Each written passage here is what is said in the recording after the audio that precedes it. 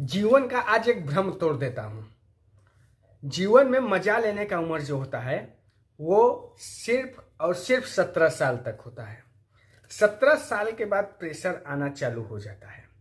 किसी के पास पढ़ाई का आता है तो किसी के पास कमाने का आता है। सबका सिचुएशन अलग अलग होता है, लेकिन प्रेशर आना चालू हो जाएगा। जैसे ही आप 17 क्रॉस करोगे तुरंत घर वाले कहेंगे पढ़ो बेटा मन लगा के।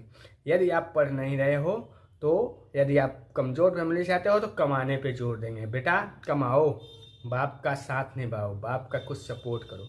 तो जीवन का असली मज़ा जो है वो सिर्फ 17 साल तक है। 17 साल के बाद सिर्फ और सिर्फ प्रेशर मिलता है। तो इसलिए जीवन का सबसे बड़ा भ्रम तोड़ दीजिए कि जीवन में मज़ा है। जीवन में मज़ा नहीं है। जीवन को 17 के बाद अलग तरीके से जीना स्टार्ट करना पड़ता है। जीवन का आज एक भ्रम तोड़ देता हूँ। जीवन में मजा लेने का उम्र जो होता है वो सिर्फ और सिर्फ 17 साल तक होता है। 17 साल के बाद प्रेशर आना चालू हो जाता है।